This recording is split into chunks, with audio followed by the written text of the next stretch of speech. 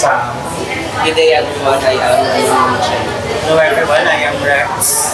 Hi everyone, I'm David. Now that the audience can identify them, so first musta sabi, so how are things right now? Nag-sync in na ba?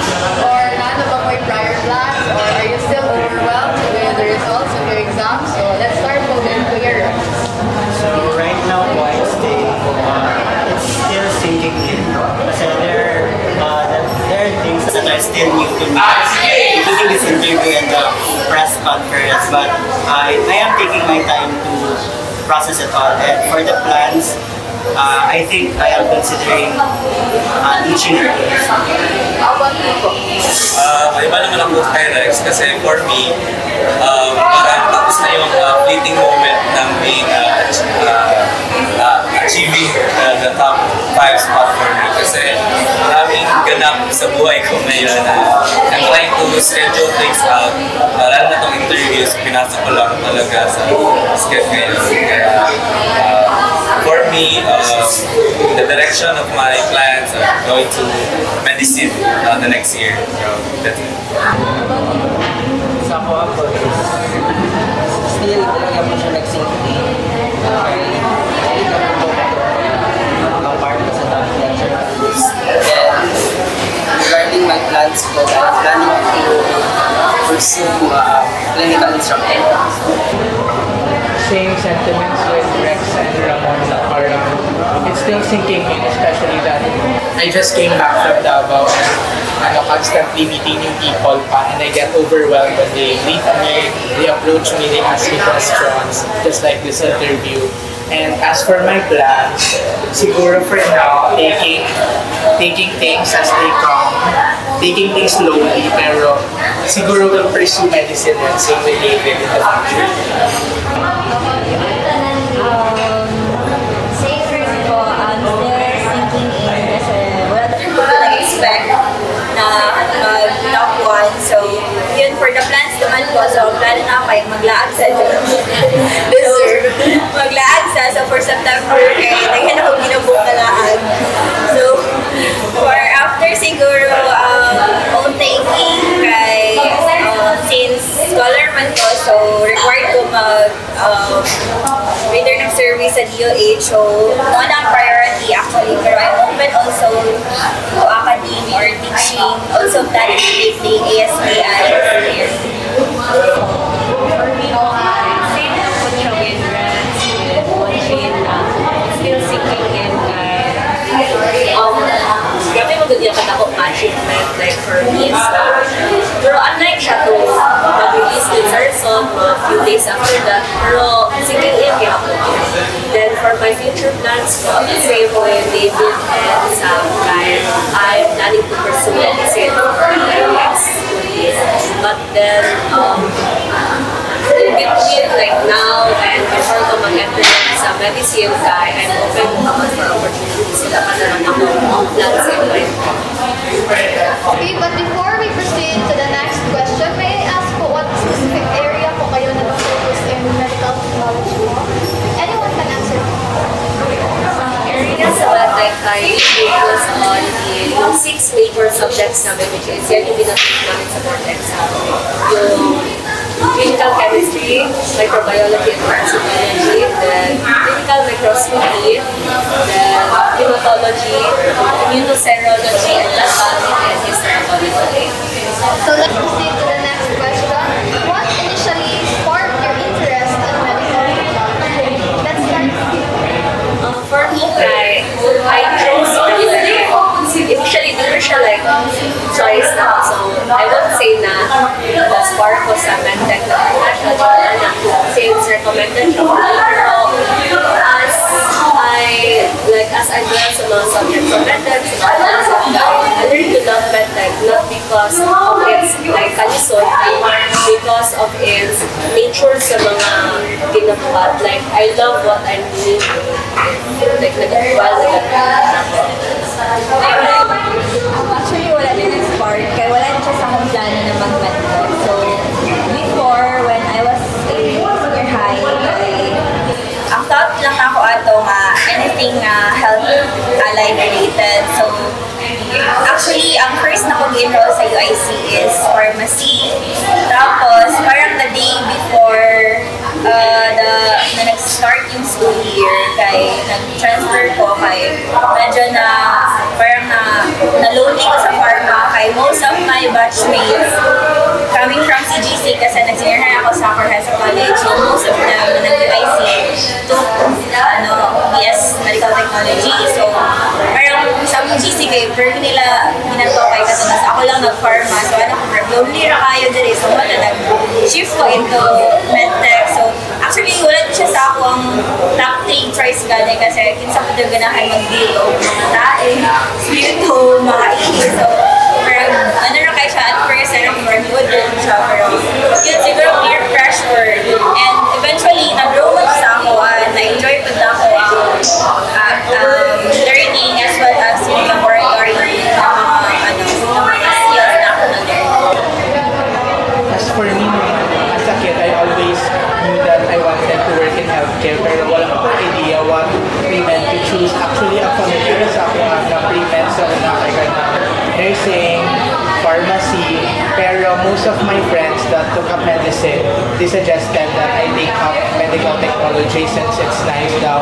To be honest, murag, katong first year, second year, wala ko kayo idea what medtechs do. Murag, same lang good sa layman people na ang idea lang na ako na nalapag silang dugo, Hannah nag-release ng lab results. Pero same with Hannah and Miles na as I progress with my program, murag, I've come to love the subjects na ginatulog sa medical technology and siguro murag ang workplace setting ko na murag nice po siya for me kay murag di ba na isolated pero you get to work on your own pace, not dealing with too much people.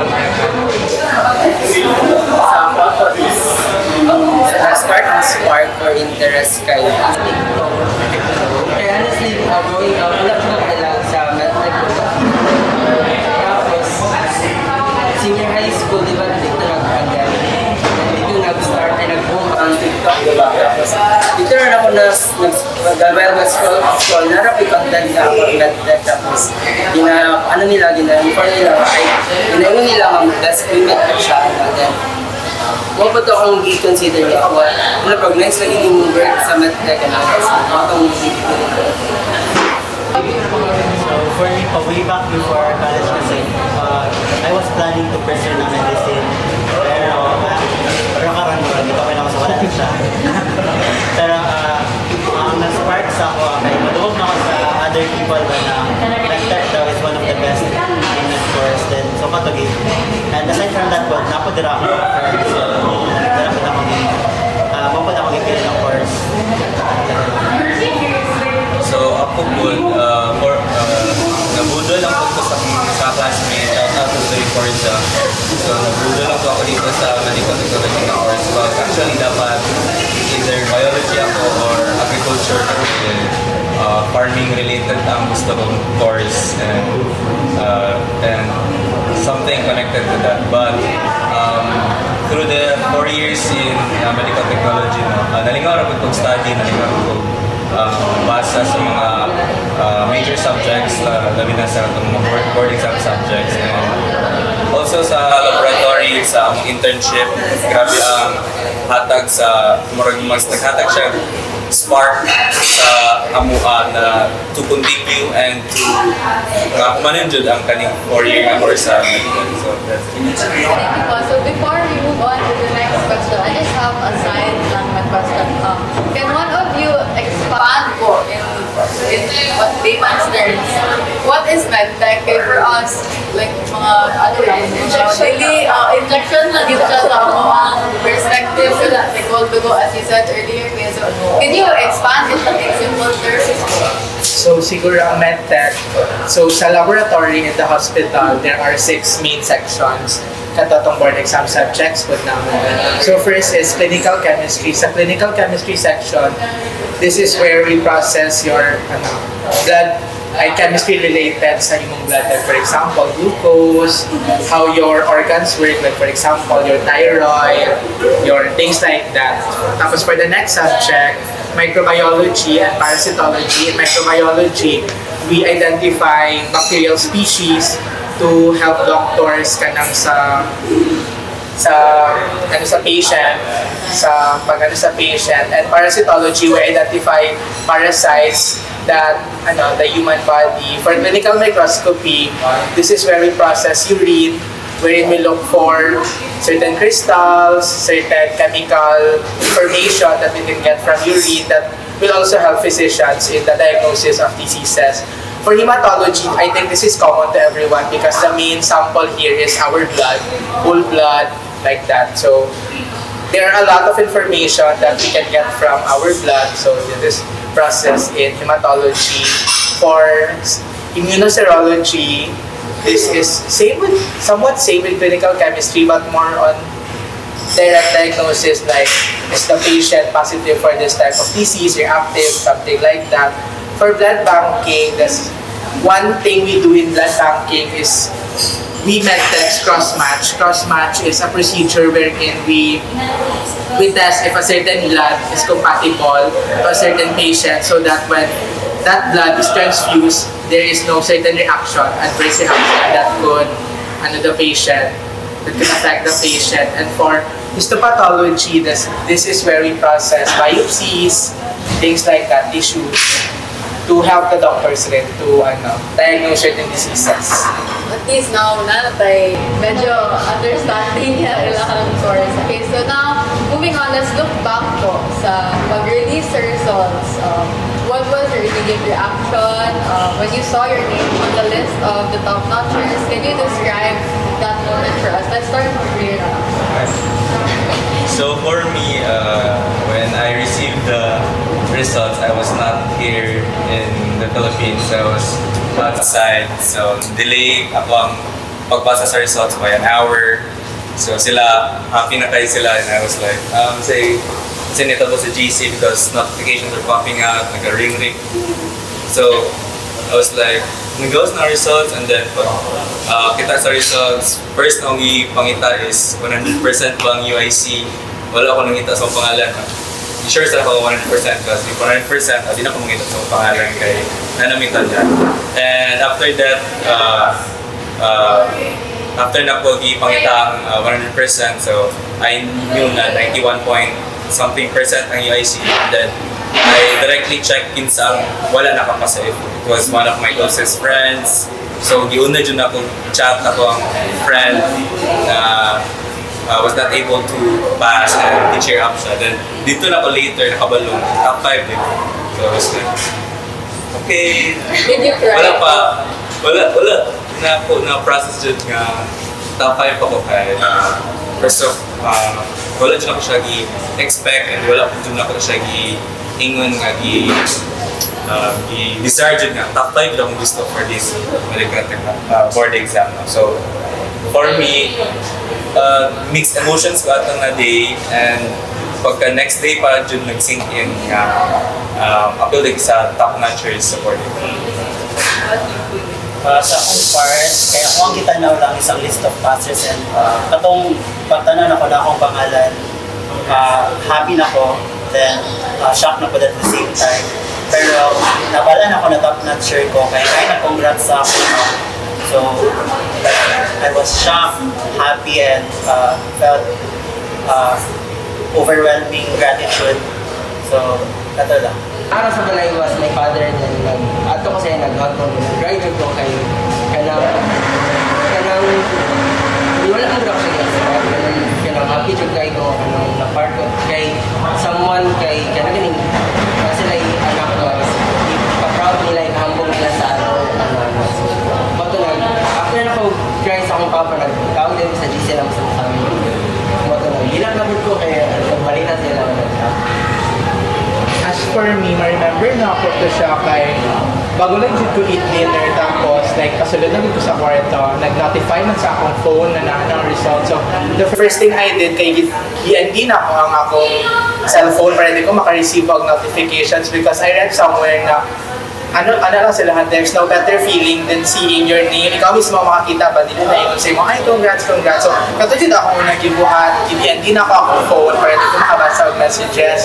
Tapos I check the results, katong sa passers lang po, tapos kato nakita na ako akong name, approach na ako kami, basta ko ana-ana. Tapos, I'm so lucky, kay grabe dyan ang vote of confidence sa akong family, sa ako, kaya nila, i-check daw sila ang top notchers. Alam din sila sa ako ha, niya ako, maragdugay mag-depost sa PRC sa main website, something, sa katong page, ang mga list of top notchers. So, ang gibuhat na ako, gi-open ako ang group chat, so na ay nag-send dito o na-send o list sa top notchers. Tapos nakita na ako akong name, kato top 3, unabod na ako sa akong family. Tapos kato wala ko actually nihilak, pero kanang kahilak ko dito, kaya nihilak na good sila. So murag na touch. Tapos at that moment, very happy po ko, kaya nakita na ako, ganun top notchers from UIC. Kaya to be honest, katong nag-start mo ang review season, anak ko, bisag Saragon, pero tarungon dyan ako kung mag-board exam na bisag tama doon ko or what. Tapos ina-pray dyan ako na, Lord, if mag-tapod ko, tadaghan ni kay para akong magpamanila ko na ako'y kauban. Ano ba? Ano akong gusto na ako'y kauban nung magpamanila ko. Tapos very happy nga most of my friends top notchers, tapos nakapasan. So, as for me, kay 3 days prior to August 20, kay nag-delete yun ko social media, like Messenger, Facebook, Instagram, kay gusto ko lagi ko nga ako ang dili ko ma-spoil, kay gusto ko mag-video ang reaction, kay parang ako pang entry sa TikTok. Kaso, during that day, nag-walking pa ko 5 kilometers, tapos pag-uli na akong balay, kay nilingkod ko, tapos pag-open ako sa akong iPad, kay parang nag-Gmail, nag-email sa akong prof, tapos congrats, tapos parang sa akong ito ay result na, so ito ay di na ako makag-review pala. Joke lang. So wala na ako sana ko nga ay okay pasa, so wala, ang ingon na ito, congrats, wala siya nag-ingon, congrats, tapos gano'n, congrats lang, so I thought like, okay, basig nga na result, so pasando ko, so wala sa kong mind na congrats dahil si Doc because nag-top ko. So, ang first na ako gibuhat, gi-check ang website, tapos since kabala naman ko, marganas ako ito, mapasado na ako, wala na ako gipangita akong name. So, gipangita na lang ako ang name sa akong friend. So pag gano'n ako, okay, pasado. So, okay na. Tapos, na-curious na dyan ko sa top notchers kasi during actually the board exam, kaya nag-predict me kung kinsa ang mag-top. So, ano pa may ito nga, possible nang magna cum laude sa SPC from Davao. Tapos, of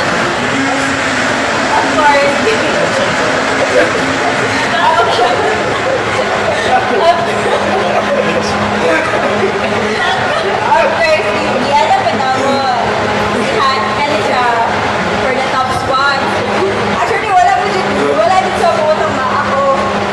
So, siya, tapos ay possible na mga representative from the Davao region. So, na-curious ko, so, gigil na ako ang kaya na-curious ko kung asa gitan na school or naaba sa ako. So, shock ako ko nga, nag-top di ay ko sa mga so, nag-vlog ko kadali, tapos na dito ako na parang nag-sink in sa ako nag-top di ay ko, magitawagan ko sa among prof. Actually kami tanan tawagan ni Sir Vlog.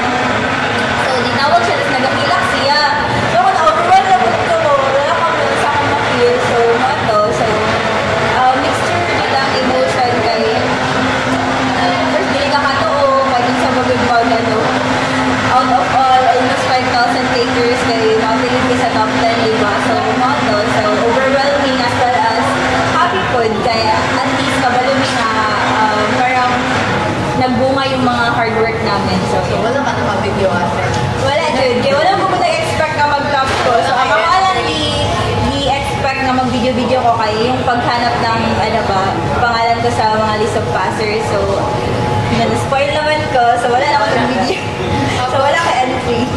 For me, since after naman to sa board exam, tanong laang kay kaagan naman. So, sa days sa board exam, like, kabalukot ko na possible ma-release ani na day, pero nila ang kihapon ko. So, ako sa mall after nag-watch and sine pa.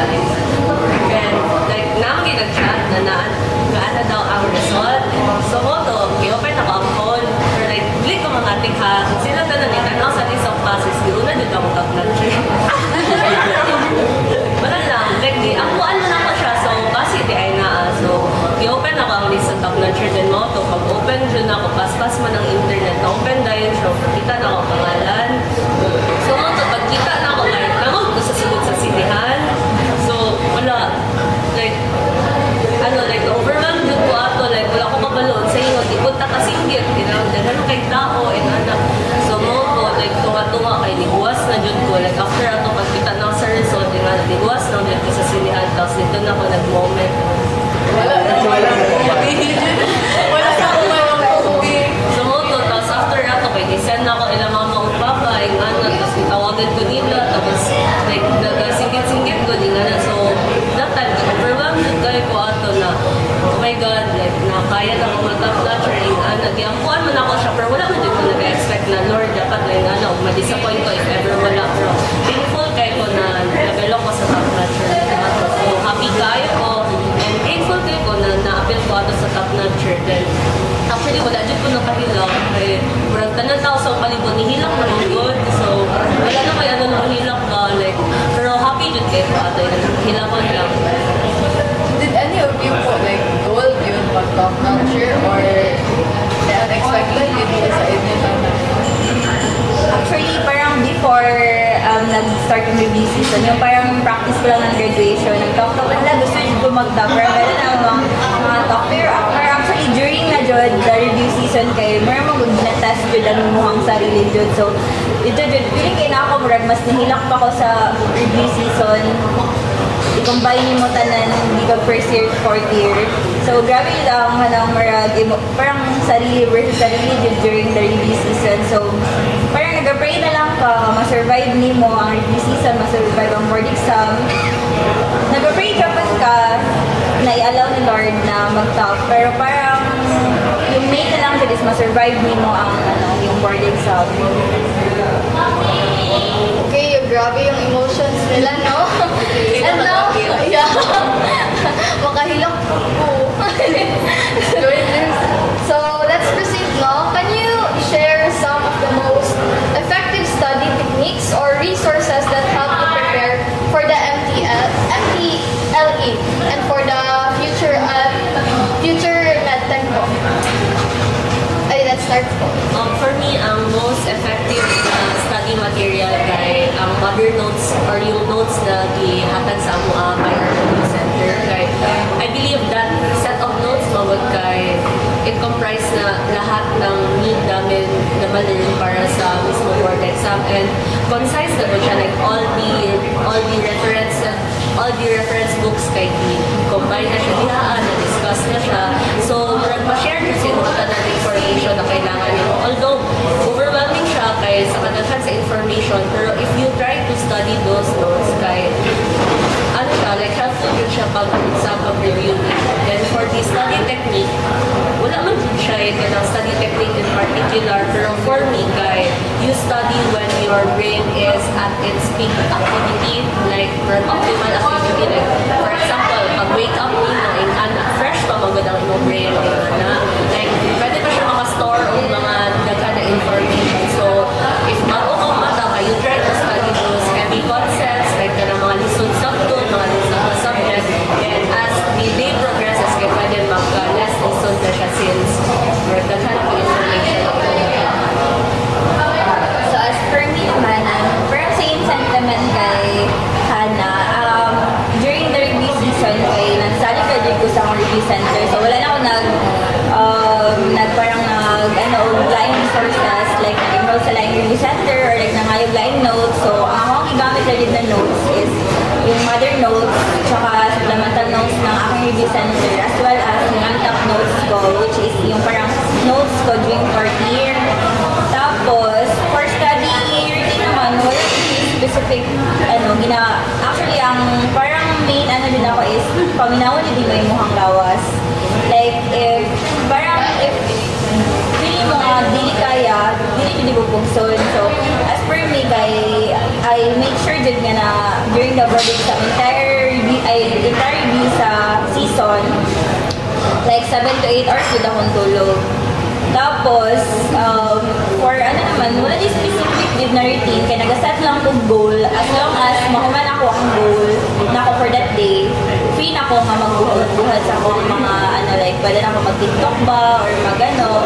As long as mahuman din ako ang ano akong goal for that day, as long as pudula ko backlogs kay everyday man good the post of mga video lectures yung review center tapos di mo kaya ma-afford magka-backlogs kay the next day another set na po, so just make sure jud na mabuhat nimo ang mga dapat mong buhatan that day. And for ano naman siguro for sa technique guro kay ako kasi I memorize better pag ginasulat na ako siya by hand.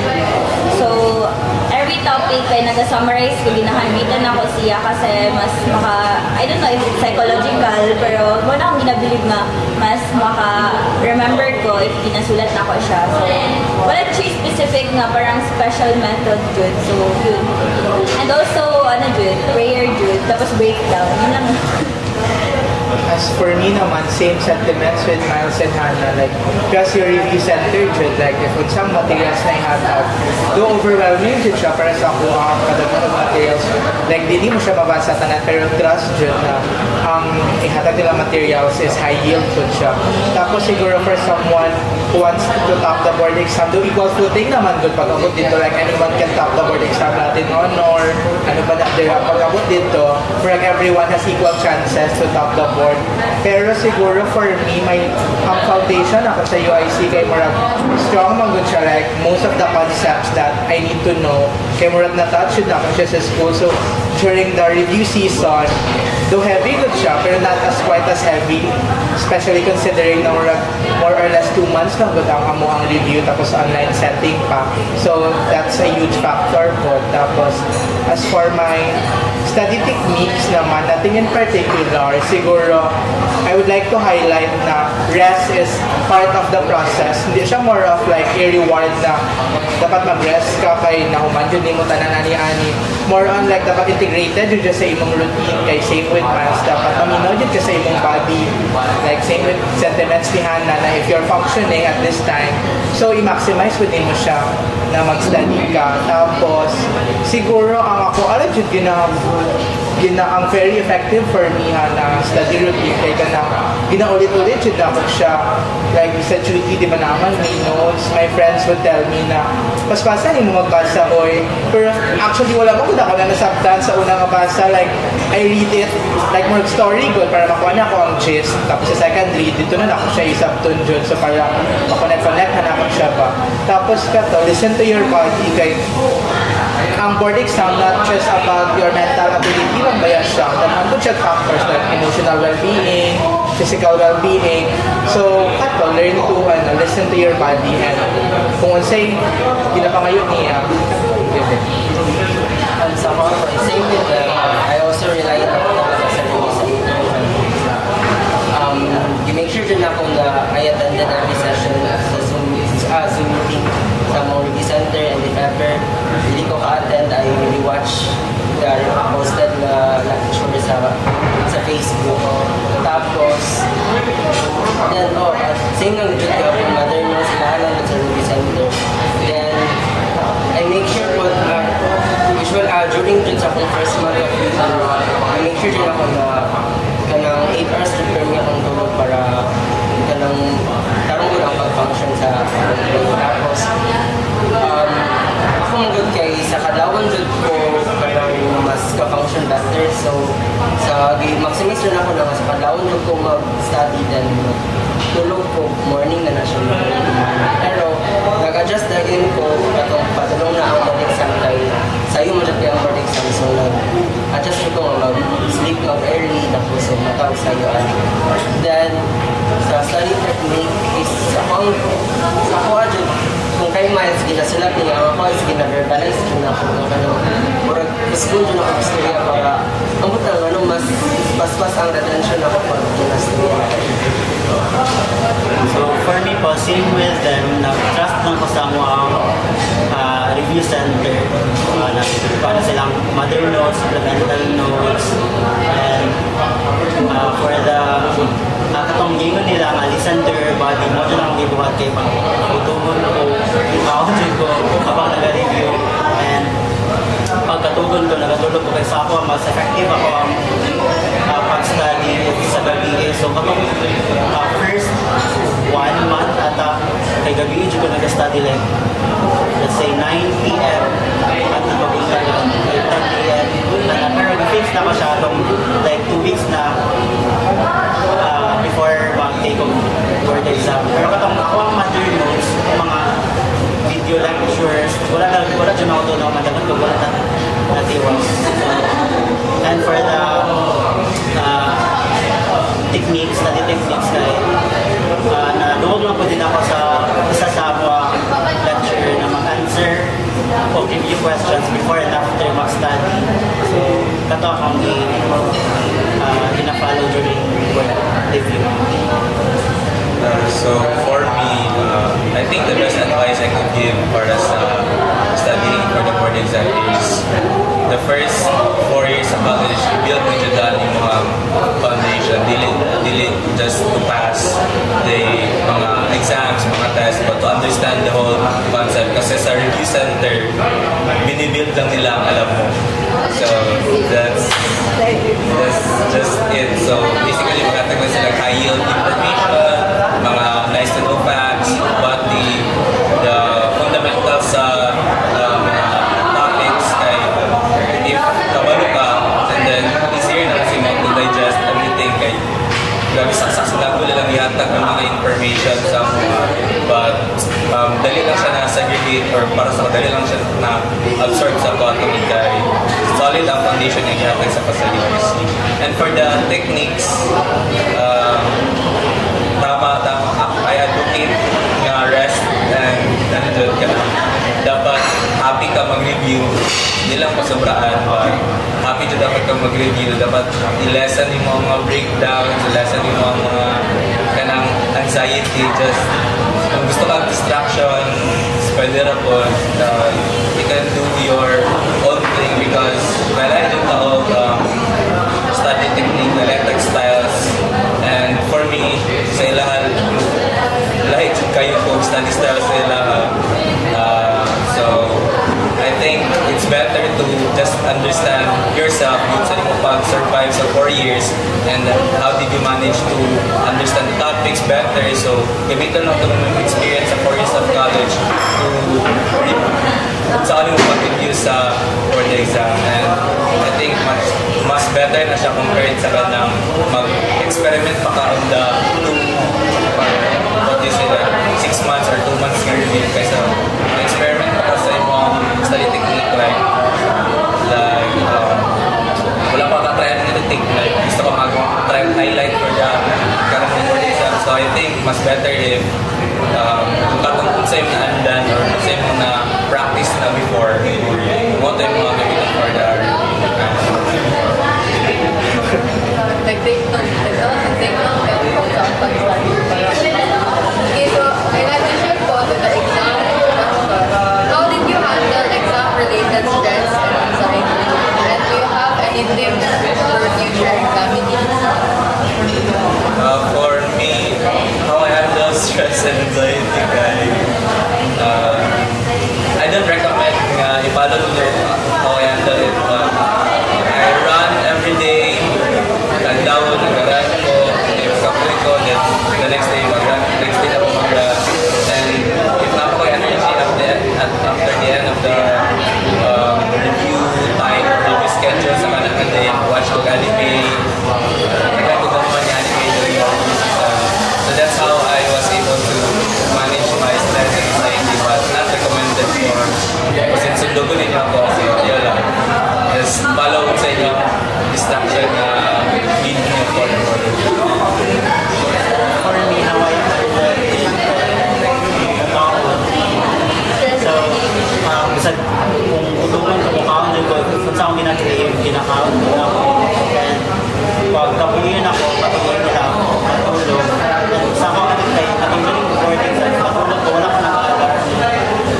Natulog ko, sa akin ganun ako, forward and the rest of the day ako ng mga bata. Kaya ako makakita ako. And also, if kapuyin ako study, tapos dili ko matulog, ako yung nagdatan ako TikTok, YouTube video, para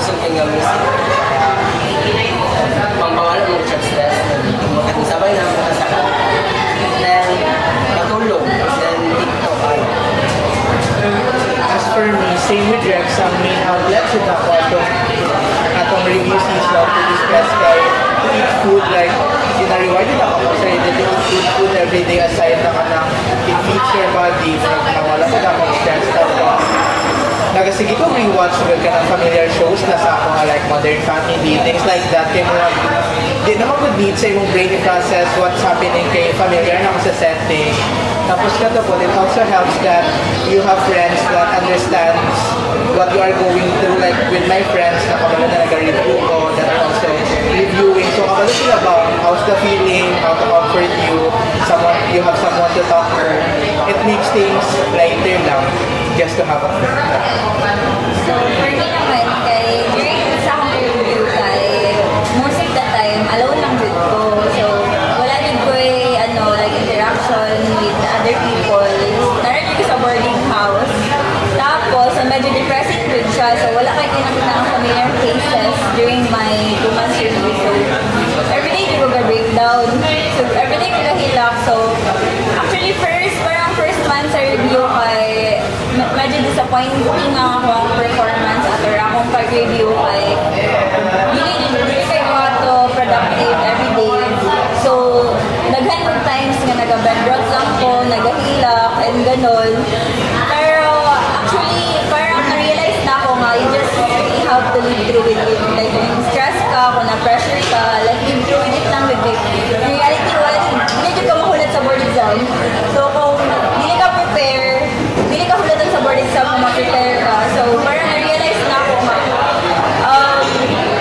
So, parang, like, although na-stress ko, nag-hilak ko, study lang Japon. So, when go watch your video lecture, nag-hilak. So, parang gina-multitask na lang ako siya instead na mag-bedrock, parang gina-integrate na ako sa sahang routine na mag-breakdown everyday. Kaya, na-realize na ako nga, hindi na ako buhatan akong best, like kung magpadala ko sa akong emotions, akong stress, nari-tendency na mabagsak ko sa board, even though my confidence na akong mamupasa because of my foundation that came from the UIC.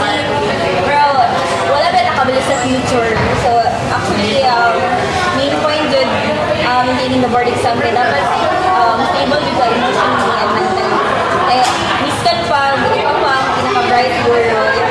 You're not well emotionally or mentally, malaki job yung tendency na ano na ako, go na ako para i-manage siya para ma-survive lang din siya hindi sa decision as well as the board exam. How I cope up with sa schedule sa board exam review siguro I would say like go out with this siguro 2 times or 3 times per week. Kaya ang review ko is teachers yung online modality. So for me, nasa balay lang pag-ulan na. Pero for me, hindi ko ganahan na naalam sa balay permit. Kaya ang punto, hindi na yung ganahan kay marang ma-depressive na rin yung sa balay permit. So I choose na mag-go out or study out kung kanila mag-church. So that's how I cope up kay Murag. During that time na nag-luwas ko kay Murag makikot ma-refresh ako kain. Like, dili ko that stress compared to if mas-stay lang ako sa house. And one thing kay, siguro atong nagpaduol ng board exam kay friend, nagka-pressure, ako ang friend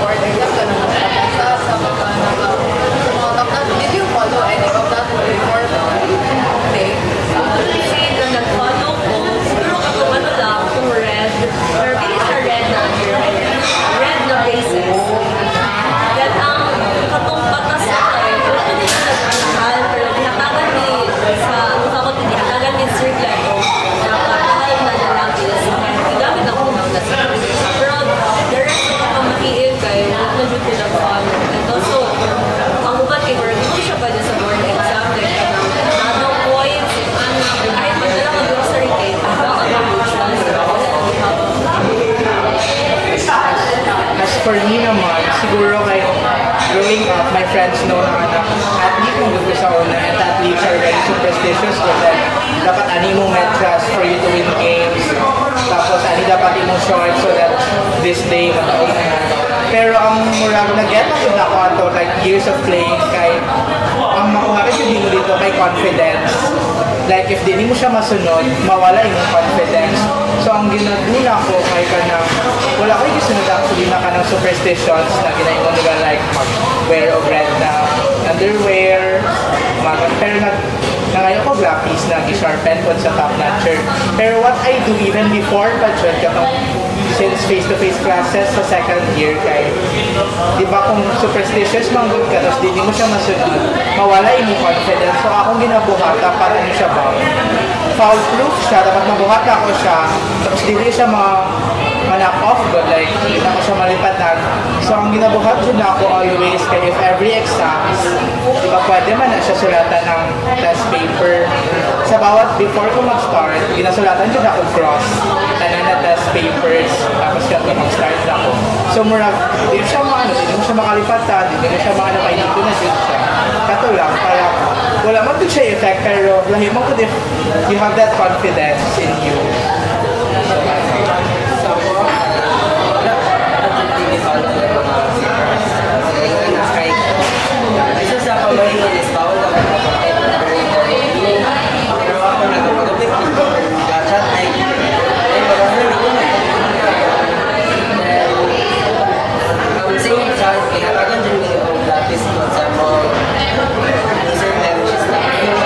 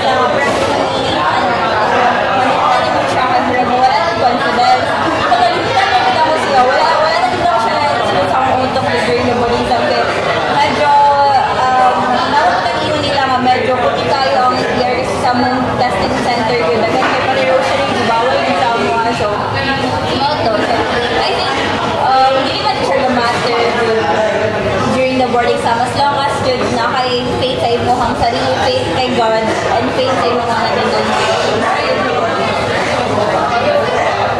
So ako, wala. Aside from ito nagpatahal yung circle, wala ko ba? Ano ako hindi na ito magpapagupit. Ako, wala ko nagpapagupit sa circle sa akin. Ako po daw i-contact siya. Pag after na ako nagpapagupit sa akin, talaga ako nagpapagupit. Kaya actually, mo po daw akong libuhat during SB na kamong Macboard. And pero sa hindi pa naman ako sa position na siya paano mo bang kasi one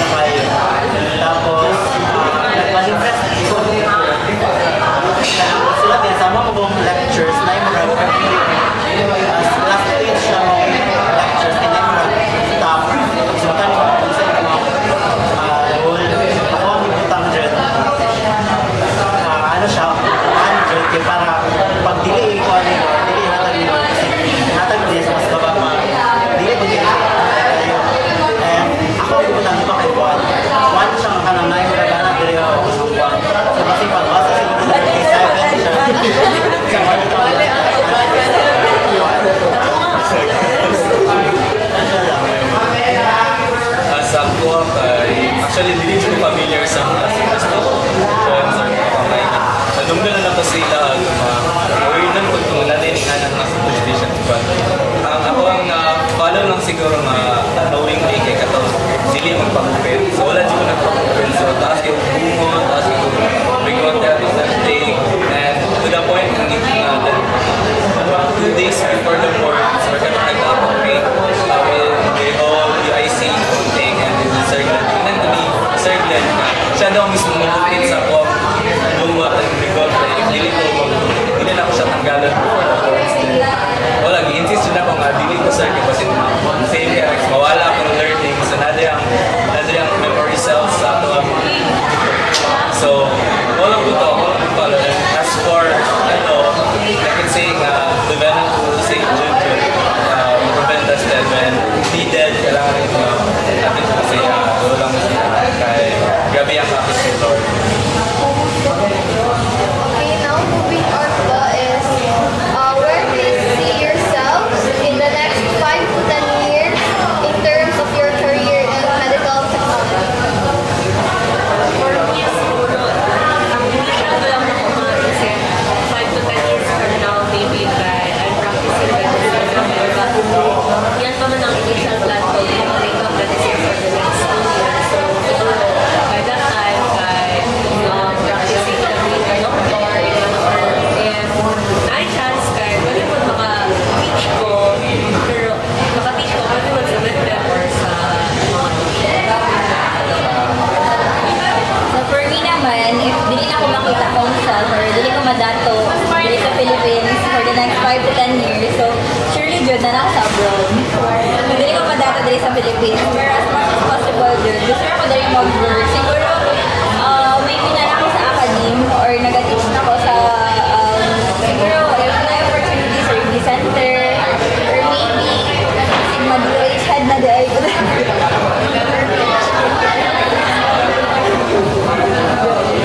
Iwan lang naman. Basta gusto lang ito. Same with Miles and Hannah. Gusto na dito ko dato. Tapos, siguro ano po, since my initial plans is to pursue medicine, maybe practicing, or I also want to see everyone else given the opportunity to teach. Pero ano lang, take each day as they come. Ganun lang. Okay, same. Wala to Ako kay medyo okay doon sa akong life job, pero kung wala ko siguro dati po niya na ako sa abroad na nagawa or it's either po siguro nag-pursue ko medicine sa ano or pabiling ko na CI pero dapat nato na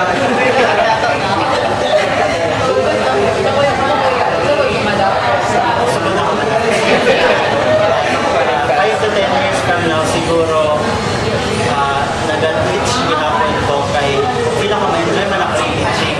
Kay, actually, during our internship, 1 month, teaching ako ang internship sa Imasin. Na-enjoy na ako siya and hopefully, if ako na dyan ang mag-teach good, ma-enjoy na ako siya. So ako, 5 to 10 years, sana on-call lang na anesthesiologist. Tawagin lang ko po sa hospital. And then, aside na siguro, aside sa on-call na anes, house husband para naman. Wala na, chill lang na. Okay, next question po. Were there any mentors, professors, or individuals who played a significant role in your success?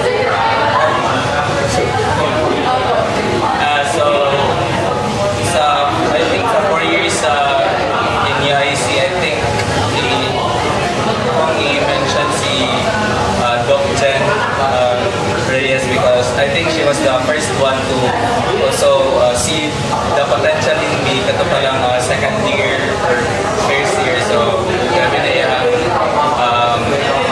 chance ako and everything to motivate ko to study more. And aside from her, I think also our dean, Sir Arvin, grabe ang pagluto sa blood banking, and that's, I think, also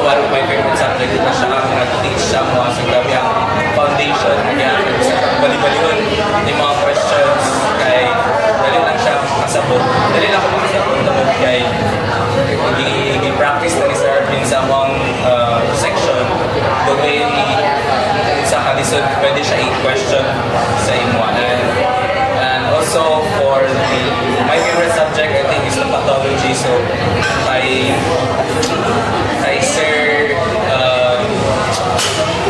Sir Valdez kay Sir Charles Valdez so siya ang sa ko sa pathology nag-open sa ko nga nice jud ang stupa and very curious kay ko sa mga ginabuhat in the histopathological section labi na sa mga issues like how the doctors see it kay lahi din siya kung ako matanaw sa microscope lahi din siya kung tanaw ang doctor so I think that's one of the unique things you can learn in histopathology and I think those three people were I think the main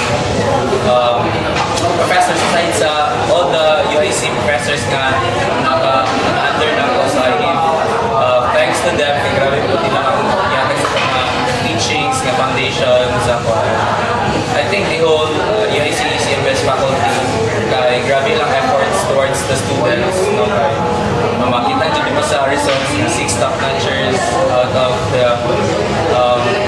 the takers sa whole Philippines at mga time so grabe lang i-bubos nga efforts of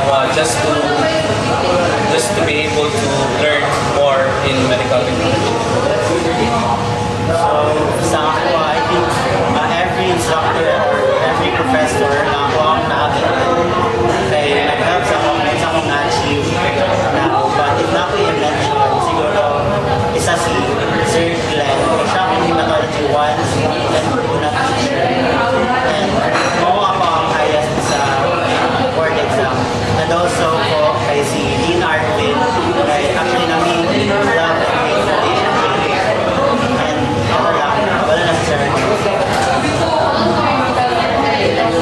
Sa ako kay yung national ka lang sa UIC na sa ako sa resistance position.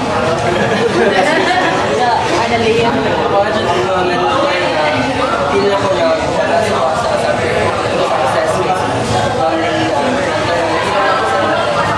Kanang honestly, ang main reason na ganun is ko mag-top mas mag-top. Second, gadyo akong family. Gusto ko mag-top kaya gusto na ako ma-proud sa mga layas ako. Kaya moral o na-appreciate ko ang gusto. Ganun mentor, training, relationship. Kanang nag-napoy ka ng concern ka. Chatin ko sa'yo, ma'am, saan yun na rin? Kanang at some point kanang gusto na ko siya ma-proud siya sa kuha ba as someone na ginagawa niya top notcher. So, moto, during dun sa board exam kay kanang ever nga kanang mag-listen ako sa mga kasalanan kay kanang ginadungan ina-rewind na lang ko yung process ako. Pero siya galing mo yung ang galing-galing mo, wala na. So, para ma-motivate ko mag-answer. Siya dyan ako ginapamina.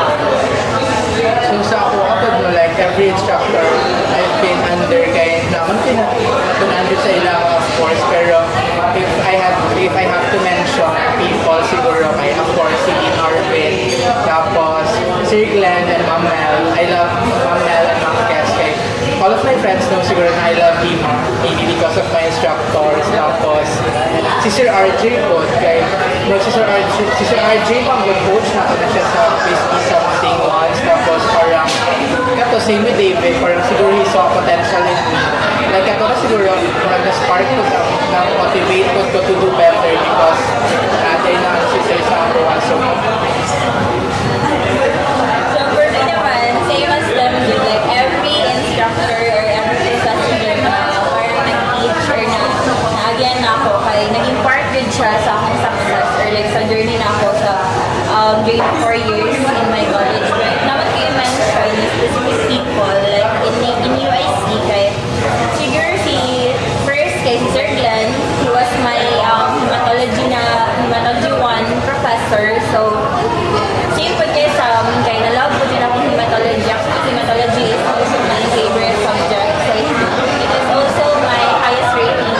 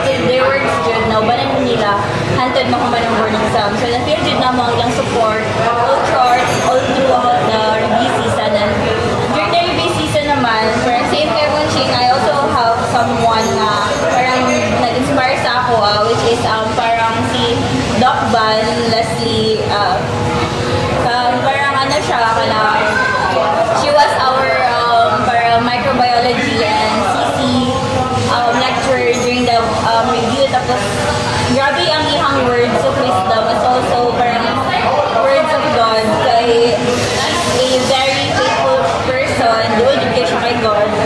And parang doon sa iya, murag nakadoon ko sa gini. So, for the, parang during the review na dun, so same as watching, I also have someone na nag-inspire mo sa ako during the review season. So, si Doc Van Leslie. So, she was our microbiology and clinical chemistry lecturer during the board. So, din kayo siya, parang motivational and also parang grabe din yung words of wisdom as well as ang iyang words of God. Nag-spread ko siya words of God. Tapos, she's a very faithful woman, Diyos. Nga, parang to the point na di pa doon ko niya sa Ginoo. So, mga darang Ginoo, nakapag-direct na doon. After the top of Mount Leslie, John Campbell, kaya maramihan ako gumamit. Pero at least di pa doon. Tapos, siya po sa, parang, sa'yo po na ako na get yung cover everything you do in prayer. So, pag mata na ako, pag open ako sa libro, mag-pray good ko ka, tapos sagdan ako ano. So, kung sa hindi ako mata ko, I cover everything in prayer, Jud. Kaya nag-tupod ko nga. Parang i-provide siya ni Lord. Pray Jud mo siya utaban. So, also, si Sir Felix, Iron 59, kay he was our parang histopathology lecturer and also parang reinforcement lecturer. So, siya Jud ang parang ga-instill sa ako, ga-ingat always na importante ang board exam, pero mas importante ka. So, gano'n dito sa ako, parang paulit-ulit ako siya sa akong mind. Hindi na ako i-push pamayo ako self to the point na parang magbuwang ako. So, parang sweet lang. Parang very minimum. Very minimum I mean, do your best, pero lang Jud, like, take care of yourself, study hard, but pray hard. Parang na ako sa ina. So, for me po, naging mentor if mag-mention ko kay, it would be Sir George and Rachel. Way back na itong third year kay Sir George and Rachel kay both magandang sila teacher itong third year. Sabay sila ba, like Sir George is for BACTEC, Bacteriology, then Rachel is for CC, Clinical Chemistry. Tapos, parang sila both kay, always, I think not always, but like, ina-acknowledge ko na, na may potential, na mag-nurture, tapos ina-encourage ko nila. Wala siya nag-end ng third year but they still continue to encourage me at until katulong. Pero, Sir George also was my coach sa PhD. Like, na-under ko siya on some of my nag-iapalan. So, always ko niya gina-encourage, always ko niya ginakatagan ng tips. So, in that way, kay nakatawag ko siya sa ako na help ko na usahon yun ang mga test-taking skills, and ang ilang encouragement kay nako din siya tabang sa ako kay Brad, nakatagan ko doon sa confidence na kaya na ako ma-achieve ang magiging top-notcher. Hindi din siya na dapat top-notcher ko, Brody just encouraged me. Like, sinadjud both in Rachel. And Sir Glenn was also my teacher sa pathology and research advisor. So, sometimes, storya may and ina-encourage ko niya na magkabutan na yung top-notcher. Kaya pwede ba na makikita siya na yung top-notcher. So, those people like me, siya na doon ako sila kay ina-encourage ko nila from the start. And not all us, alam nila, the rest of the UIC, CMPS na kapatid kay ginatabangan nila ang bawat students na mag-tuon o maayo para successful ang inyong For the last question po, is how do you define success and what does this achievement mean to you personally? For me po, ang success ay, I would say, if ma-reach mo ang goal, in that sense, kay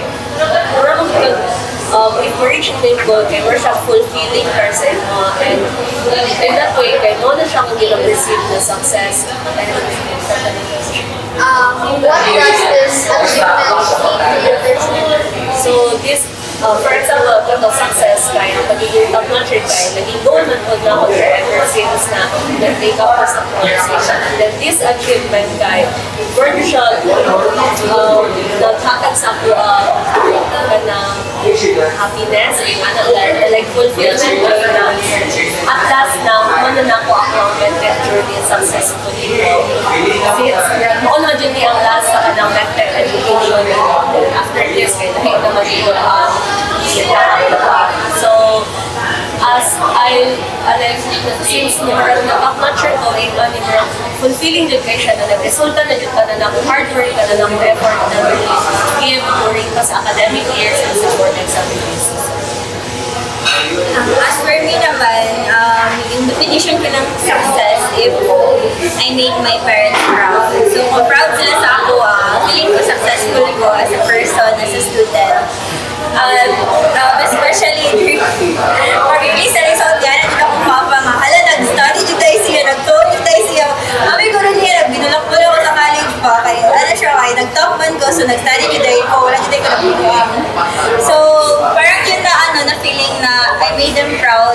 Parang yun talaga yun, parang, alam mo, mas labaw pa siya sa feeling na na-top ko. Kasi yung parang, yun talaga yung pinaka parang heartwarming na feeling na proud sila sa akin. Ganun. Same with Miles Someone. Ang definition ko ng success kay when I can give back to my parents and make them proud.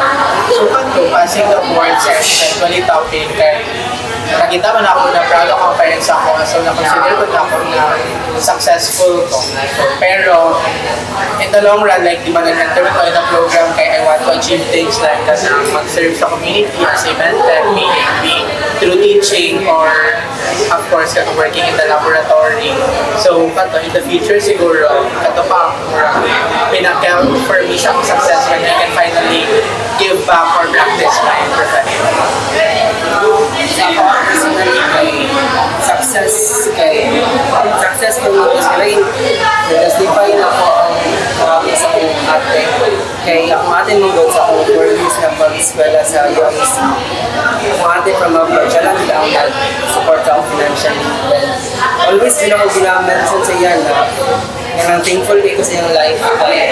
Despite niya, igsoon lang ni, dili ko yung responsibility na pag-eskwela ako na naman. Kanang siya dyan ang nag-took.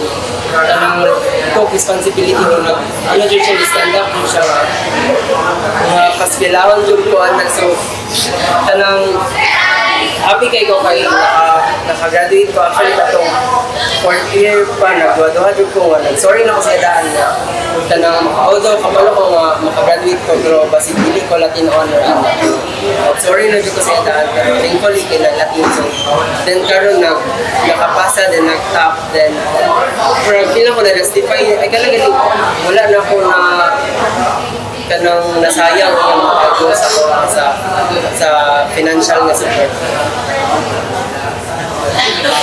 For me, success is about being happy and content. Happy ko right now, pero contented ko, pero dili pa. I believe na I can do more, I can achieve more, and I'm looking forward to it. And for the question na, what does this achievement mean to you? It means a lot. It's a sign that all my hard work sa akong family can pay off. And that's not ay sa akin na ako sa right path. Kaya actually wala na ako ni-mention ka kanina. Pero nag-enroll pa ako first year, nag-2 weeks pa ako sa UP Architecture. Pero karon, look at me now.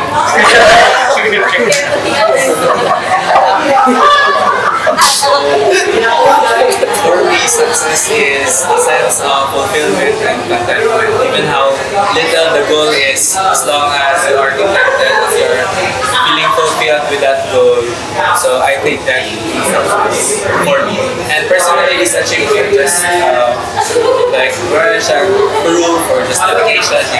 I do not achieve. So what potential the teachers and especially Doc Jen saw in me during the first year and second year. So, na-prove lang dyan ako na kaya rin siya. And for me, that's a really big thing because wala na sila na-disappoint, especially sa mga faculties, sa mga professors, CIs, and even lecturers nga. I think siguro na-expect ko may sa and just a sense of contentment na nag-overwhelm sa karon because